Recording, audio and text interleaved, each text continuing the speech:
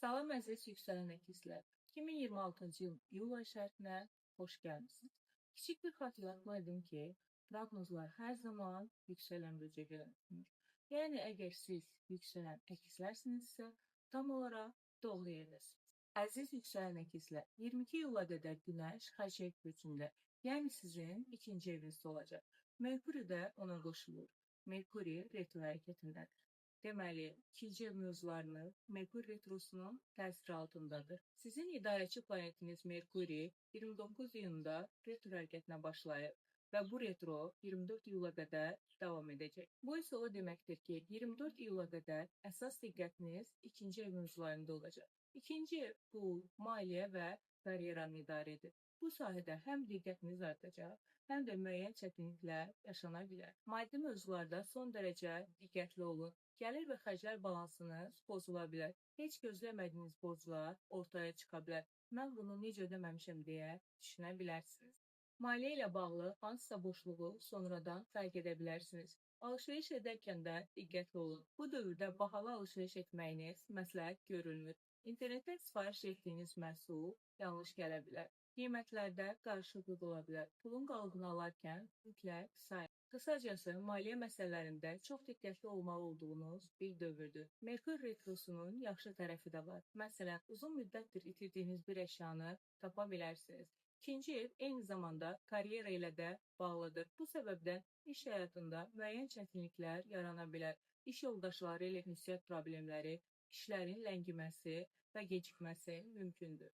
Əgər əvvəllər müraciət etdiyiniz bir işdən cavab gəlsə belə, mümkün qədər müqaviləni və imzanı 24 iyuldan sonraya saxlamaq daha məqsədə uyğun. 22 iyuldan sonra Günəş Şir bürcünə, yəni sizin 3-cü evinizə keçir. İyul ayında Yupiter Şir bürcünə keçdi və 22 iyuldan etibarən Günəş də ona qoşulur. Üstəlik bu iki planet Günəş və Yupiter qovuşumu yaradacaq ki, bu da astrologiyada çox sevilən və uğurlu bir göstəricidir. 22 iyuldan sonra diqqətiniz 3-cü ev mövzularına yönələcək. 3-cü ev düşüncə tərzinizi, zehni fəaliyyəti və ünsiyyəti idarə edir. Bu dövrdə zehniniz çox aktiv olacaq, maraqlı fikirləriniz yaranacaq, onları çox gözəl ifadə edə biləcəksiniz. Əslində yüksələn əkizlər onsuz da fikirlərini yaxşı ifadə edən insanlardır. Bu dövrdə isə bu xüsusiyyətiniz daha da güclənəcək. Müxtəlif qərarlar qəbul etməyə çalışacaqsınız. Normalda yüksələn əkizlər üçün qərar vermək bəzən çətin olur. Amma bu dövrdə bu mövzuda gündəmdə olacaq. 3-cü ev qardaşları, qohumları, yaxın dostları və yaxın ətrafı da təmsil edir. Onlardan müxtəlif xəbərlər ala bilərsiniz. Onlarla birlikdə yeni planlar qura bilərsiniz. Bu dövr sosial baxımdan da olduqca hərəkətli olacaq. 3-cü ev eyni zamanda təhsil evidir. Bəziləriniz yeni kurslara yazıla bilər, bəziləriniz isə imtahanlara hazırlaşa və ya imtahan verə bilər. 3-cü ev qısa səyahətləri də idarə edir. Bu dövrdə çox gözəl səfərlər edə bilərsiniz.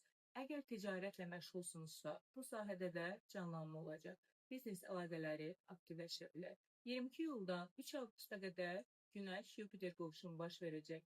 Merkur retrosu isə 24 iyulda bitir. Bir neçə gün Merkuri sürət topladıktan sonra, yəni 27 iyul 3 avqust tarixləri arasında yeni başlanğıclar üçün çox uğurlu bir dövr başlayacaq. Bu müddətdə təhsilə başlaya bilərsiniz. Yeni biznes layihəsinə start verə bilərsiniz. Ticarətlə bağlı yeni addımlar ata bilərsiniz. Ümumiyyətlə həyatınızda yeni başlanğıclar da edə bilərsiniz. Əgər hansısa iş üçün doğru zamanı gözləyirsinizsə, 27 iyul 3 avqust aralığı bunun üçün çox münasibdir. 29 iyulda Dolça bürcündə dolunay baş verəcək.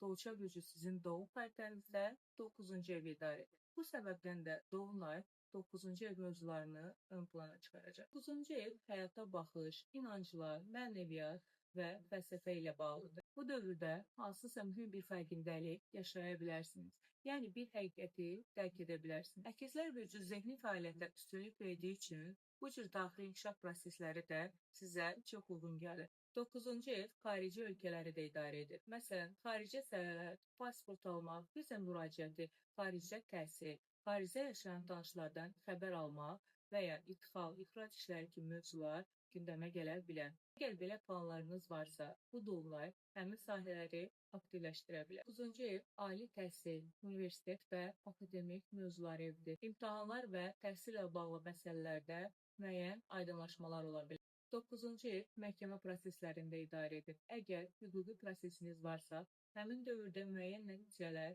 əldə oluna bilər, yaxud da hansısa məsələ hüquqi mərhələyə keçə bilər. Bu ev həm də həyat yoldaşının qohumlarını təmsil edir. Onlarla bağlı xəbərlər və hadisələr gündəmə gələ bilər.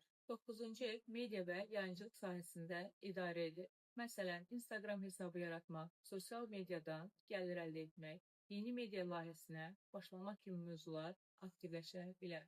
Əgər artıq televiziya, media və ya yayıncılıq sahəsində işləyirsinizsə, bu sahədə mühüm inkişaflar yaşaya bilərsiniz. Əziz yüksələn əkizlər, Yupiter bir il boyunca sizin 3-cü evinizdə, yəni ünsiyyət, təhsil, qısa səfərlər, ticarət və yaxın çevrə mövzularında sizə şans gətirəcək. İzlədiyiniz üçün təşəkkür edirəm. Yenidən görüşənədək.